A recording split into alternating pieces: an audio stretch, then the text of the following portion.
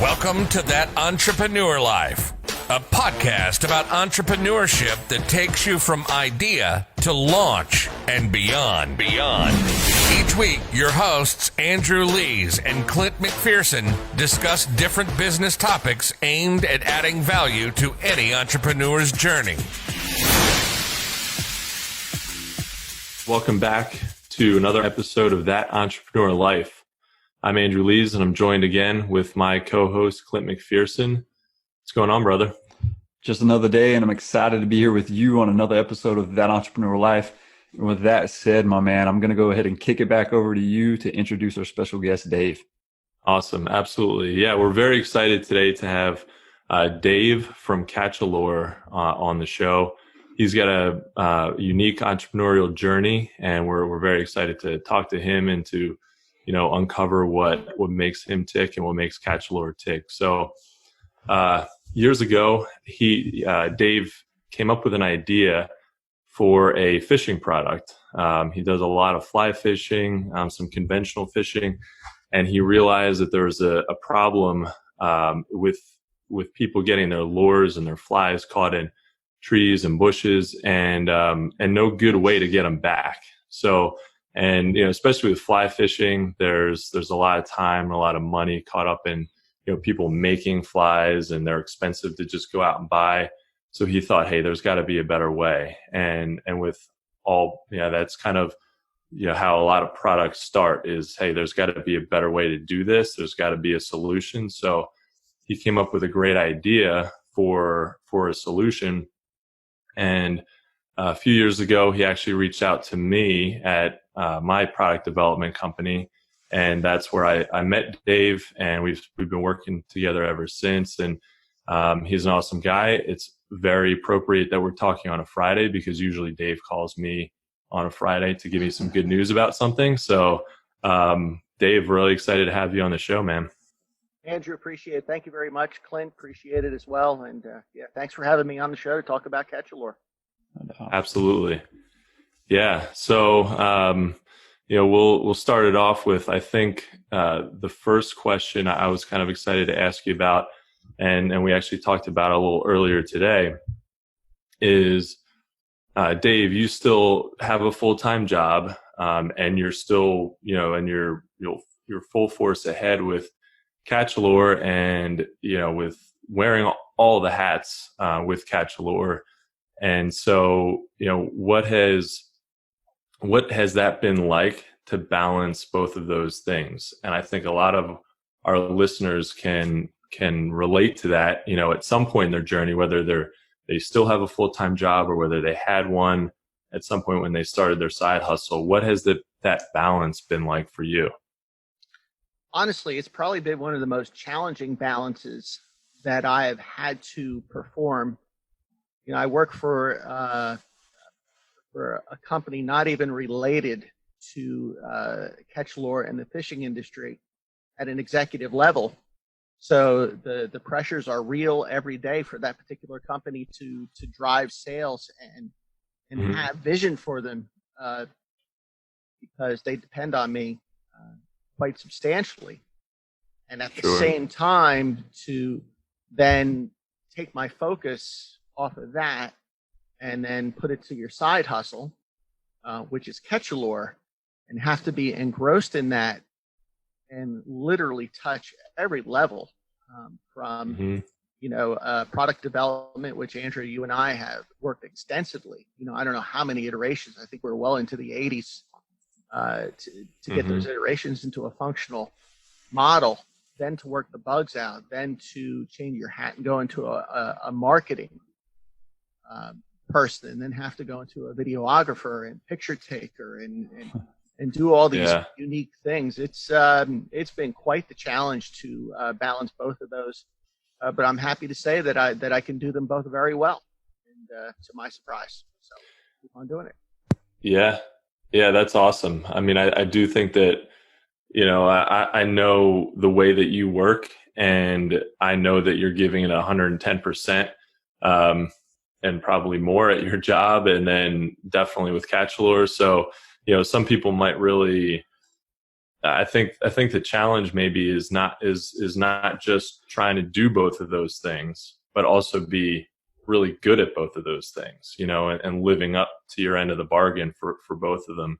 So, I think that's also very, very good to point out, that you're working hard at both of them. You're not like slacking off one place or the other, but yeah, it is having both of those commitments is tough. And, I think when you start to get sales though, and you start to see it go, the side hustle kind of go in the right direction, then that makes it even more rewarding, so. Yeah, it's interesting when you dumb it down, when you boil it down to what you want, which is obviously you want to create a revenue stream, right? I mean, that's the whole idea behind inventing something. You have to say, I think Mr. Wonderful at Shark Tank said it best, right? Is it inexpensive and does it solve a problem, right? Yeah. Where it saves people money. And the answer is yes to CatchALure. And you would think, okay, well, that's going to automatically add up to big dollars based upon what you've done in your market research. Well, the joke was on me. because it is not a linear path from A to D. It is your A, B, C, D, and you're going down the alphabet, and you get the Z, and you figure, okay, well, that's going to be it because you have some revenue come in, and Andrew, you and I have seen that, and then all of a sudden you're back at A again, trying to redevelop. And I guess as it's gotten closer to what I think is going to be a breakthrough, because we've sold thousands of these fly fishing CatchALures. We have no customer complaints whatsoever. If anything, it's I'm always checking Amazon to find out what feedback has been left for the product. And as I've always suspected, it's a damn good product. 4 stars, 5 stars. Wow, I can't believe this thing works. So easy to use. Why didn't I think of that? I mean, all these buzzwords that we hear out there of a great product, but yet the industry is slow to turn. So that's always the big question mark. Yeah, it's funny because it's like that you're the true definition of hustling, right? You're out there making it happen as an entrepreneur. You're doing it. And like Andrew said, you saw that market need, and me having experience growing up fishing, I grew up in the country fishing and getting things stuck in trees. That's like the definition of fishing, right? It's like, oh man, I just spent a whole bunch of money. I'm not a fly fisher, but that's, nothing against that. But I grew up on ponds, lakes. And so we're out there throwing it in the water, and there's always trees, right? Because there's always the honey spot. Yeah, right. And you're always getting caught up, and it's your most expensive lure, and you're like, you can't get it. It's like, it won't come out. You're having to sacrifice your life to get it most of it, right? You're right. Yeah. So growing up conventional fishing, right? Because that's what I did. I turned into a fly fisherman later on, but conventional fishing, like you were saying, Clint, right? Take my allowance, go down, buy a couple MEP spinners, go down to the Musconecton, which is a great river where I live, and toss that thing right in a tree, and it's 4 feet away from me. And I'm thinking, I can touch it with my rod, right? But I can't get it because the line's all coiled around the tree branch. And you do the herk and jerk, and the next thing you know, it's a bird's nest, and it's like, okay, that's gone. And you snap it off, and you think to yourself, it's a perfectly good lure. I just can't get it. And so I think even at an early age, I was already wrapping my head around the concept of how can I get that back? I've got this pointer, this 7-foot extender that I carry around with me. How could I utilize it to get it back? Yeah, so that was kind of the aha moment, right? When you realized you could touch it with the end of your rod, but you couldn't actually, the end of your rod didn't really help to get it down. So right, Clint. I mean, have you ever tried to break braided line? It's impossible. I've tried everything. It's like, it's just hard. It seems like it's like right there at your fingertips, right? You're like, I can reach it with a rod, but I cannot get this thing out of the tree to save my life right now. It was wild. It was funny with Andrew. I mean, here we are, we're getting to know each other, and Andrew didn't have, I should say he's lucky enough not to get into fishing. Maybe that's it, right? And, Yeah. and I'm like, Andrew, we got to make this cutter better. We got to make it better. We got to make it better. And he's tightening up on the tolerances, and he's trying to understand my verbiage to take care of the problem. But I can tell you this, CatchALure cuts braided line like absolute butter. That's awesome. It cuts it better than any clipper out there that you could buy in the store. And all you have to do is use it once. And you're going to say to yourself, man, why didn't I think of that? I hear it said all the time. Yeah. Yeah. What's interesting too with you is, Dave, I think you thought of that idea, like you said, you thought of that idea early on, right? So it had been many years from when you came up with the idea to when you really started to do something about it. And when you came to me and, you wanted to work on a formal development of it. Would you do that differently in any way? Or did it just kind of, did it have to take that long, or would you have jumped on your idea right away? What kind of advice would you have about taking action? That's a great question. So for your viewers out there, to give them an idea, I mean, I'm 52 now. I thought of the idea, well, we said when I was 12, just the idea of I wish I had something, came up with the idea with a raw prototype when I was 25. Couldn't chase it because I had 3 kids, and life gets in the way. You guys get it. Sure. I mean, all of us, all your viewers. I mean, life is getting in the way right now in an exponential way right now. Mm-hmm. So I knew it would work. I have to tell you though, I think if I chased it in my 20s and my 30s, it would have just ended up on the rocks as just a destructive dream. But because of weaving through life's process and understanding the sales process and understanding how wholesalers think and understanding pricing, understanding that you're coming into the market as a new product and a disruptive product. I had a fishing company tell us, we're not in the business of getting lures back. We're in the business of selling them. Exactly. Yeah. And you think to yourself, oh crap, I'm that guy. I'm going to be a market disruptor. Yeah. Yeah. So now you're out on that island and you realize, you know what? Not only did you invent it, now you got to row it to shore and pedal it. Yeah. And what an undertaking. Not for the faint of heart. That's for darn sure. Yeah, man. Yeah. So with you saying that, and you having to wear all these hats from your full-time job to CatchALure and then having your hands on every piece of CatchALure through this journey, what has been your favorite thing about the entrepreneurial side of things? Well, if we're talking about the product, Clint, I still fly fish. There's been a lot on the upside of things. And by the way, for your viewers, there's less ups than there are downs. That's for darn sure. I mean, you're crawling in the sewer a lot, but when I'm out fly fishing and, that river malaise sets in, too much time in the sun, you get a gust of wind, you're hunting the fish and you kind of change your angle and all of a sudden, whammo, you get a nice streamer caught in the tree. I'll look up and I'll say, okay, I can't get that out through regular means of kind of tugging on the line a little bit. You take out the CatchALure, you clip it to your rod, or you use the telescopic version. You reach up there, you pop that baby right off the tree, the line falls out, you retie and you think to yourself, and say for your viewers, holy shit, did I think of this thing? This is awesome. That is awesome, man. Yeah.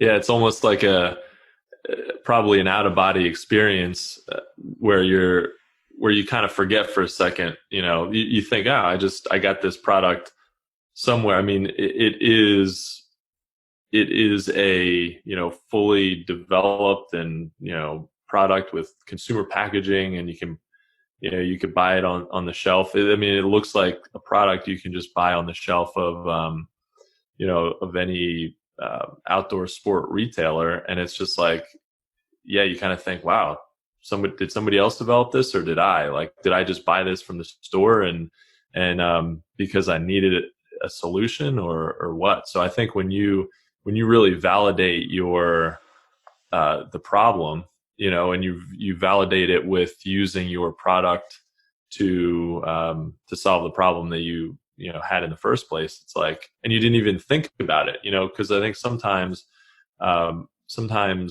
we create problems for solutions, and with CatchALure, it's not the case. It's a significant problem that a lot of fishermen have, and it's a really good solution. So like, without even thinking about it, you just reach into your vest and use it, and I'm sure it's easy to forget, wow, I actually invented this thing. So it's pretty cool. Yeah, it is. And it's interesting. So there's the consumer part of it, right? Then there's the inventor part, and you really, it's a multifaceted pie that you're dicing up as an individual. But then you look at it from a conservation standpoint. There are lures and flies and you fish. I mean, there's stuff left everywhere. It doesn't matter where you go. It doesn't matter what state you're in. It doesn't matter what type of fishing you do. One guy said to me, "You got to risk it to get the biscuit," and that's and so it's great for the mangroves down in Florida, right? If you're flipping flies or any type of lure in there, up in the northern part of America. Yeah. Western, it doesn't matter wherever you go. CatchALure applies. That's There's awesome. no doubt. Yeah. And if anybody out there has really funny videos of you trying to get a lure back, Dave would love that. So yeah. I'm sure there's plenty of gifts out there for sure. Oh yeah. Yeah. So, so we got your favorite thing. I mean, that makes a lot of sense about, if you are connected to the product or the service or whatever, and you really enjoy, for you, it's great because you really enjoy fishing. So it's easy for you to interact with the product and do testing and all that stuff. But he's a perfect example though of somebody like taking a passion, right? Like something that he enjoys. And that's what a lot of entrepreneurs don't understand. They try to force their entrepreneurial journey on something that like the quick or easy money, right? Like they digital marketing or that's big right now. Let me get into it. But that's not their passion, right? They get into it and they hate what they're doing. Like, what am I thinking about? And that's where a lot of they can't break through that wall. And I'm sure Dave has faced struggles along this path, like, right? I mean, it probably hasn't been an easy path, but look, you found something, you developed the product and something that you enjoy. I mean, that's awesome. Yeah. There's an old saying out there, Clint, don't turn your passion into a profession because then it becomes work. Right. That's true. You're out there, and you're thinking, I just want to get away from the world for a little bit. So I'm going to go fly fishing, or I'm going to go fishing, or you're going to walk a creek, or you're going to walk a canal. And there you are walking along thinking, oh, look, there's a lure in a tree. There's one in the tree. Yeah. There's one in the tree. And you can't escape it. You can't escape it. So then you have to do something about it. You have to become a videographer now. Yeah. So I live by a fly fishing stretch back here. That's a catch and release area. The trees are loaded back there with flies out of nowhere. And I'm thinking to myself, man, I got to set my camera up out there. And then all of a sudden now you're a videographer. I didn't want to be that guy, but guess what? You want to push your product forward, you have to be that guy. Yeah. You have to be able to connect with people and show them, what the advantages of it and how it works. And even if you're just creating some content of you fishing or, giving people some help, some helpful advice about anything fishing related, it might not have anything to do with your product. That's still helping them, building some trust.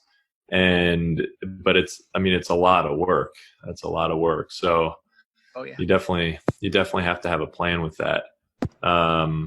So, Clint, you were talking about passion, and I always think that's an interesting thing when you get started, whether or not people start businesses because, it's a passion project or because they're really mostly focused on the financial gain and the business part of it. For you, Dave, I think, probably what I would guess is when you first started it or when you first came up with the idea, it was more of like a passion. But when you really decided to dig in and start a business around the product, was it was it more out of, was it more of a passion project still, or were you focused on developing a product that you could sell for financial gain? So you were more into the business part of it. Great question, right? So we need to jump in the Wayback Machine and go back about 50 years. So there's so my dad, God bless. I mean, he's invented two products that are sold in tool stores to this day. He was on the verge of breaking through. He made a huge mistake. Just at that point, a company, Sears, which is now defunct, and Thomas and Betts, which is still in business today, offered to buy his product. And he, at the end of the day, blew the play by thinking he was bigger than the product itself. My product, my way. You guys go and do what you need to do, but I'm gonna rule the world. And I can tell you this. I can tell your entrepreneurs out there, don't be thinking that way. There's big companies out there, and they went right around him when they went right around his patent. I have a patent on CatchALure. Always scares me, what people can do out there. And so he failed, and he went back to work, and I think he drank himself into the dirt because of that depression. And so you know what? I picked up the pieces with CatchALure. I made my share of failures along the way, well before then, but they just trained me for this point to realize you're not bigger than your product, and you're not bigger than any industry out there. You need to be partners with those industries. So as far as a passion goes, you learn from the mistakes in the past. You try not to repeat them in the future.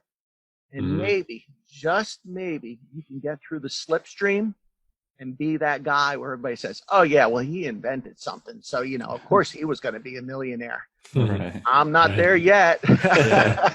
I mean, you're right, because so many people think just because you invented something or it was, it broke through and you have all this money laying around, and it's like that is not always the case. Even though your product solves a huge problem that fishermen have, you're still finding the challenges of making it bigger, because again, you're going against the grain when it comes to these guys. Like, no, dude, we don't want CatchALure out there, right? Because we want people to come buy lures because they're hung in the tree. Right. Yeah, because from a business perspective, they're thinking about it purely by the numbers, and they don't care what it is necessarily that they are selling, as long as they are selling more of it. And lures for the big guys represent an ongoing replenishable product that people are going to buy over and over and over and over again. And that's, you can't blame, it's kind of like the razor blade model. You might only buy a couple rods in your life, but you're going to buy hundreds of lures. And so that's where they're really making a lot of money. And you're going against that. And ironically, those are the companies who, a lot of them, that you would want to partner with to sell the product. So right. Yeah. It's interesting too. I mean, if you take a look and you leave a fly in your fly box over a certain amount of time, or a lure in your tackle box over a certain amount of time, and again, Clint, I'll go back to you. I mean, being the guy who fishes here, they don't last forever. They sit there, they rust in the tackle box, they get old and gnarly looking, and there's just a point in time that Therodynamics has pushed that through its life cycle. Exactly. I'm just the guy who stepped in the middle of that and said, cut the line, because that's what's securing you to the problem for the most part, and get your lure back and be able to use it for a little bit more of an extended time until Therodynamics makes that lure or fly defunct. Exactly. It seemed pretty easy to me, but I guess to these bigger guys out there, they're getting cold feet, whatever you want to call it, even though we're all friends on Facebook and Instagram. Right. They see what I'm doing out there. That's for darn sure. Yeah, they're keeping an eye on it, I'm sure. Oh, yeah. That's good. Yeah, so Dave, with that, man, as we go into this and we're still focused, and I want to continue on the path of CatchALure because I think it's an amazing product. I definitely checked your website out. my dad, family, I mean, we grew up fishing. They're huge into fishing. You know, I have an uncle that takes people to sea and it does all kinds of crazy things in the fishing game. But like when it comes down to it, with CatchALure, what's been the most critical thing you do every day to be productive outside of your full-time job, right? Oh, wow. Man, that's a tough question, Clint. We got the hard hitters here. Yeah, right. Great. No, it's a great question. You guys got it. And I love it. The entrepreneurial life, man. It's a great idea for a podcast because it gets to the nuts and bolts of it. So I'm going to back up a little bit. You know, everybody sees Shark Tank. No way. Yeah. No way I'm jumping on that show. I'm not going to have some guy embarrass me because he's holding all the cookies, right? Right? I'm not going to be his show dog and jump through the hoops and embarrass myself. So I wake up every day. I go down into my office. I turn on my computer. I look at my social media. I always carry a pad with me. So if I'm sitting out back having a beer, or if I'm down in my office and something enters my mind, I jot it down and I think to myself, that'd be a great idea for a video, right? Or that'd be a great idea for anything CatchALure related. And you know, it's just the way my mind. I'm almost to the point now where it's almost like it's an epiphany, and I've got to write it down or I forget it, and then I get on it to chase it, and then the weeks go by. And I've wasted time, money, resources, and it doesn't matter. I put it out there anyway and see if it sticks or not. That's an awesome answer, man. I think if you put things out into the universe, like you think of that, jot it down, guys. I mean, if you get anything from what Dave just said, things that, you know, just come off of a whim or something that goes through your head, don't forget it because eventually it can be gold.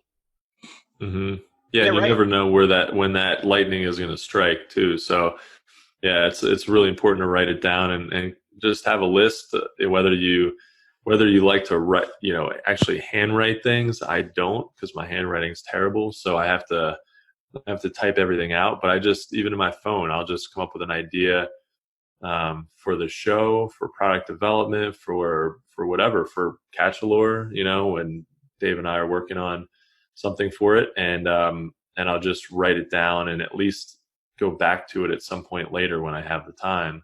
But that's really critical, because sometimes I think that we have a really good idea and we think, oh man, I'm going to remember that months from now because it's such a good idea, and then the next day you're like, what the heck was that I wanted to do? You know, I have no idea what it was, and you know, no doubt you'll come up with more good ideas, but it's just so important to write everything down and kind of keep it as organized as you possibly can.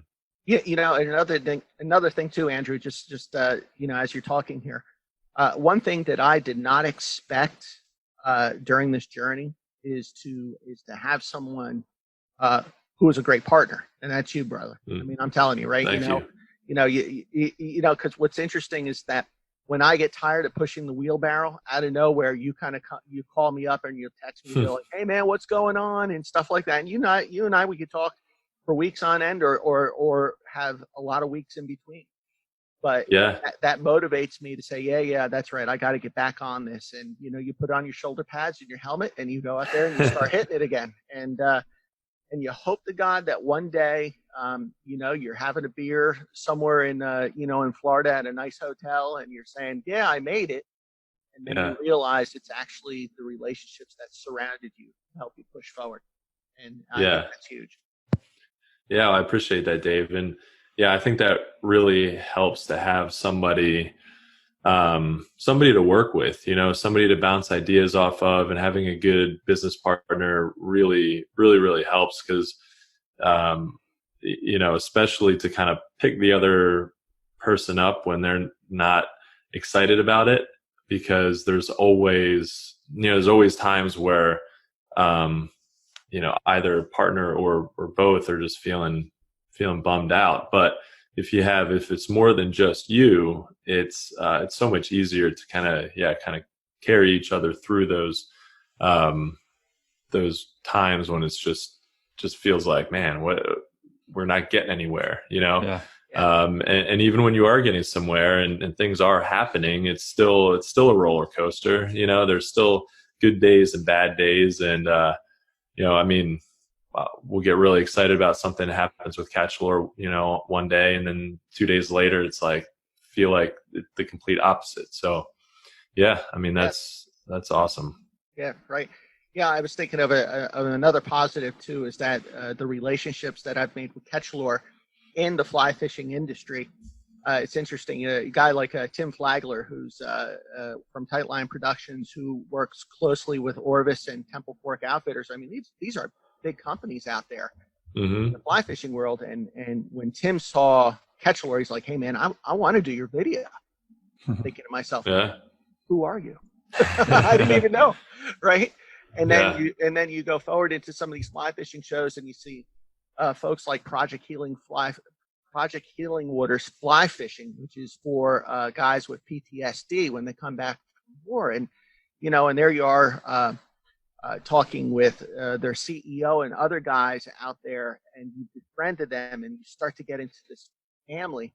And then the world starts to get a little smaller, and you see these guys at different fly fishing shows. And there's this one gentleman, Adam from Temple Fork Outfitters. He bought a CatchALure, Andrew, when you and I were at the Virginia show about 2 years ago on a whim. He's like, "Yeah, I'll give it a shot," you know, and walked away kind of half quirked. Came back to the Virginia show this year. He bought 3 more off me. He invited me to meet all his friends. He absolutely loves this thing. And he said, "I love being in Texas and I'm fly fishing and I take this thing out and click it on my rod and somebody goes, 'Dude, what are you doing?' He said, 'Watch this,' and it'll get his fly right out of the tree." He goes, "I know the guy who did that." Well, you know what? Awesome. Those are great relationships. That's awesome. They can forge that just from a product, you know? Yeah. Yeah. And you can make spokesmen out of your, you know, out of customers. And that's really cool, especially when you can get influencers to do it, people who have some authority in fishing, and that really helps. But I think it's even more satisfying than having somebody who immediately gets it and they buy it, whatever your product is.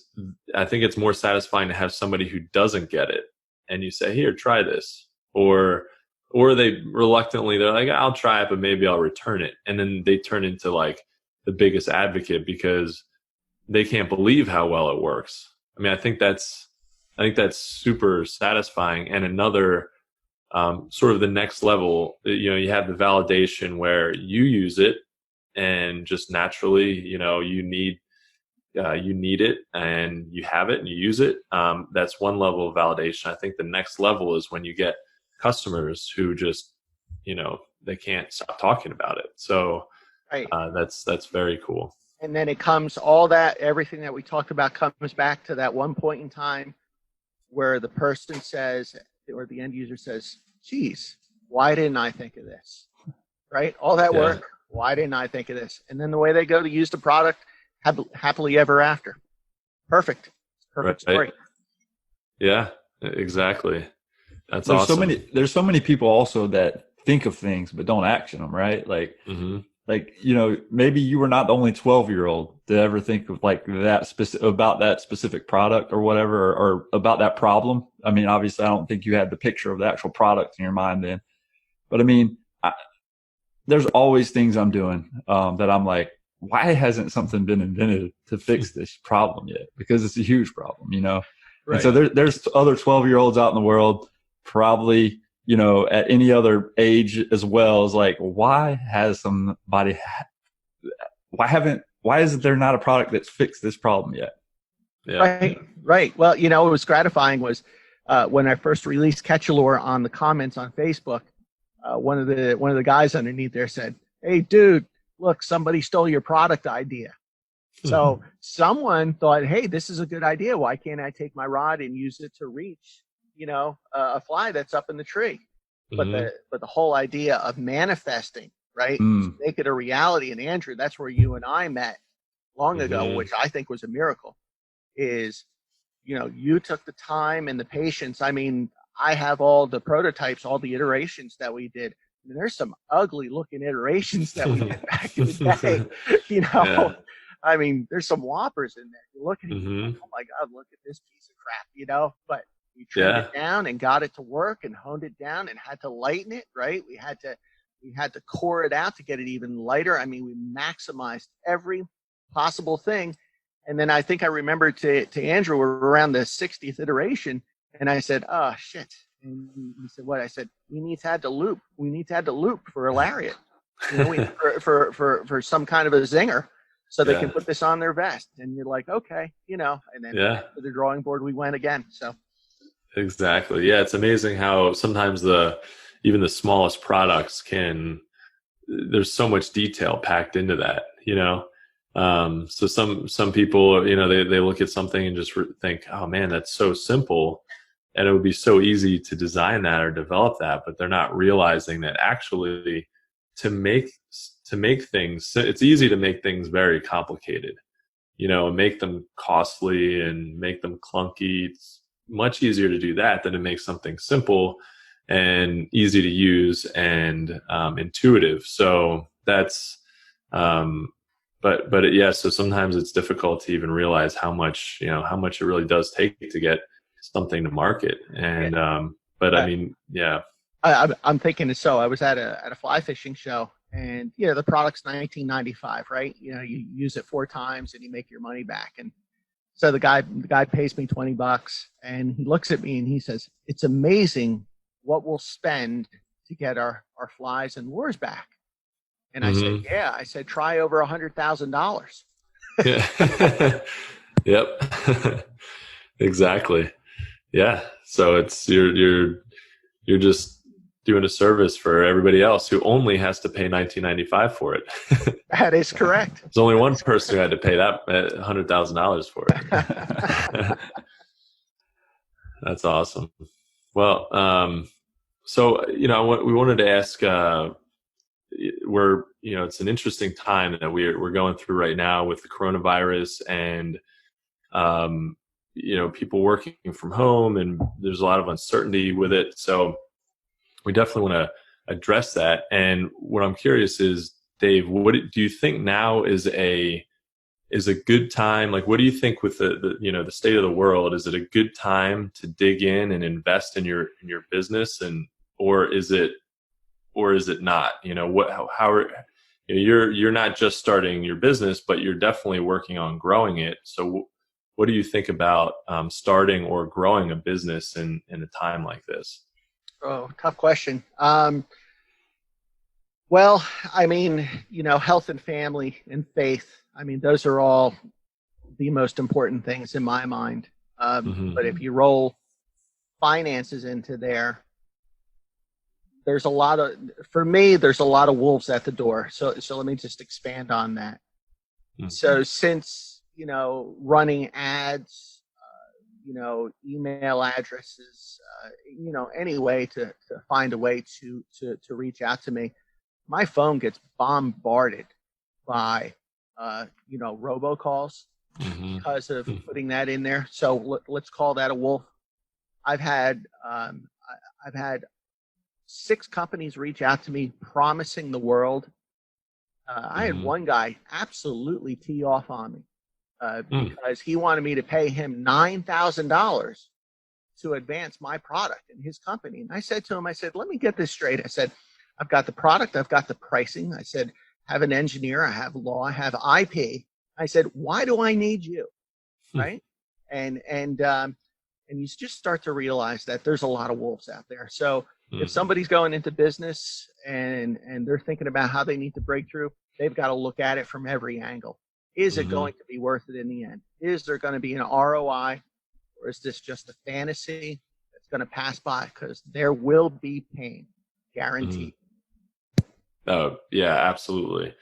Yeah. And, you know, I think there's, with what's been going on recently, there's a lot of, there's a lot of uncertainty, and sometimes that uncertainty leads to, and I know, Clint, you've kind of run into this firsthand. I think we all have to some degree, but you know, there's uncertainty about how to market your product, or service, or what you should do to invest at a time like this. And there's definitely things that you can do in a time like this. You can use your time wisely, especially being at home, to really double down on some things where you have more time to do it. Maybe creating more content, maybe reaching more people on Facebook or Instagram, because now there's a lot more people who are at home, on those kind of platforms. So it's really interesting how different companies are taking advantage of the time. Not necessarily there's definitely some wolves out there, and I think I've gotten more spam calls in the last few weeks than I have in a long time. So that's kind of scary, because like I don't pick up the phone even if I know who it is and I'm busy. But so I'm not I'm not worried about me, but there's some people who are kind of vulnerable to that kind of thing. But yeah, I think there's probably ways in this climate to really dig in, use your time wisely, and kind of catapult yourself through it, so that by the time we're through all this craziness, you're in a really good position to, maybe more people have discovered you because they're at home, they're not doing too much else, and say, oh, let me go on Instagram. They see your product and they're like, hey, I actually can self-distance and fish, and I need this. Or they're like, I'm going to buy this product now because I know I'm going to use it in a couple months. So yeah, it's really interesting how different companies are responding differently to it. Yeah, without a doubt. And the one thing I got to tell you, I hate to say it because I've become that guy, but I love seeing kids out there fly fishing at young ages, right? And I see them. Mm-hmm. I see them get caught up in the tree branches, and you can see them kind of tugging away, and you think to yourself, I got an idea for that kid out there. He's gonna buy my product. And by the way, that's a generational thing. Mm-hmm. I'm just finding that the younger generations, they're like, what a great idea. Boom, they buy it. The older generations, the older guys, man, are like, oh, yeah, I don't know. They get all trashy, and you're like, okay, come on, just move on down the road, because for that one guy, there's 10 kids out there that want something like that. And Clint, that goes back to you and I fishing, right? It's like, there it is. It's brand new. It's right next to me, and I can't get it. It doesn't make any sense, Yeah, exactly. And Andrew, I think going back to you talking about, investing in yourself right now, I think, and you said, I've been hit pretty hard. I own a digital marketing agency, and when this coronavirus thing came up, everybody's just freaking out, right? I mean, they don't know what's going on. They're calling me 95% of my clients were like, push pause on everything. I need a discount on this. I can't pay you now. I can't do this and I can't do that. And I'm like, whoa, it got real for me, and I'm like, this is not what I expected. I thought, like, during this time, I'm sitting here trying to rationalize with them. Like, right now, there's going to be more people almost like 24/7 on the internet than ever before, right? Because people have to go to work, do things, but you have a lot of people sitting at home right now, more at one specific point in time, right? And I'm like, if anything, I can understand you pushing pause on some of like your ad spend and all that stuff, but organic and staying consistent and pushing pause on all that stuff that we created, right? The engagement that you're getting before, and now you're telling me to stop. I was like, I don't advise that, but I can't tell you what to do, right? As the business owner. But I mean, in this time, I think there's a huge advantage, and not to downplay the virus and the impact that it's having on people. And, as I just want everybody, like Dave was talking about, family, safe, everybody. I want everybody in the world to, got to take this thing seriously. But if you own a business, everybody's really, I know in North Carolina, we're considering ourselves essential, right? I go down the road, and there's more people at the grocery store than I've ever seen before at one single time. And I'm like, we're definitely not practicing social distancing anywhere in our little location right here. I'm like, people are hanging on each other over at the gas station. I'm like, like whatever, man. It's like a party. Like a party at Home Depot. Everybody's like, they're so excited to get all their home improvement stuff done now. And it's just like, hey, Home Depots are big spaces, but like, can everybody just stay away a little bit, a little while. Actually practice it. But yeah, I think, it's a good point. And if there's one thing that I think that people could be doing, correct me if I'm wrong, right now, is content. There's always some piece of content that you can do that you don't need. I mean, think about big platform. Think about like Jimmy Kimmel and Jimmy Fallon and the big guys who have talk shows. Their business is content. They're still creating content. It might be at home. They've got their kids running behind them, but it doesn't matter. They're still going to create. They're never, ever going to stop creating content, and there's no reason to stop. So, and now is almost, for some businesses, is almost the time. I was talking to one of my friends the other day. He's like, kind of seeing this as an opportunity to, lock himself in his house and just write blogs all day.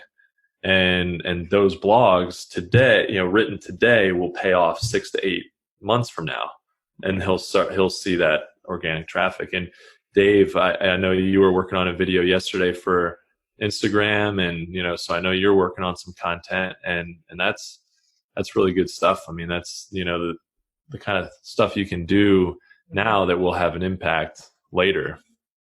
Yeah. Well, if you look at how money grows, right? If you look at what labor is, it's effort, and effort, no matter what it is, always seems to get paid, right? Mm-hmm. You always get something back from work. And You're right. That's what everybody should be doing with their time. I mean, I don't know about you guys, but how much could you really lay on the sofa before you get to the point, right, where you're like, this is not right. There's nothing good about this. I have to constructively, do something. So yeah. There's only so many episodes of Tiger King before it's over, and then right. I've already binge watched Ozark, so that's over. Oh man, yeah, I've got to get to that. That's the next one after Narcos Mexico. So, oh man, well, Dave, and Andrew, I think we could sit here and talk all day. I mean, Dave's an awesome guy. And it's been awesome to actually firsthand get to hear the relationship, because I know Andrew is an awesome dude and somebody that's, we kind of hit it off the first time we met. And that's why we decided to start this, two entrepreneurs going at it, and then hearing his story and hearing how big of an impact he even has just in his niche and his industry is pretty amazing, because, it just reaffirms that, I'm relying on the right guy. He's a good guy. And I know, Dave, just this little short amount of time that we're talking, that you're a great guy as well. But we want to close this out with one last question for you. And, if you were to give one piece of advice or tip to our listeners to add value to their entrepreneurial journey from what you've been through, what would that be? Make sure it's worth your time, because ultimately it's going to take time away from you. So just make sure it's worth it.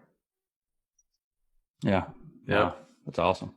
Yeah, it makes a lot of sense. And that's important, because nothing is just going to be an overnight success. Usually a multi-year and one overnight success is how it happens. So I think that's really important to consider. Yes, sir. Awesome. Well, thanks, Dave. Guys, thank you so much for listening to That Entrepreneur Life. To learn more about what Dave's working on, check out CatchALure.com, CatchALure.com. If you like what you heard today, make sure to subscribe to our podcast on iTunes, Spotify, Stitcher, or any other major podcast directory. You can also find us on Heroes Media Group and our website at thatentrepreneurlife.com. We also want to give a special shout out to our family and friends, to include all of our listeners, followers, and subscribers, as well as Dave for being on the show today. Thanks for continuing to support what we do as entrepreneurs.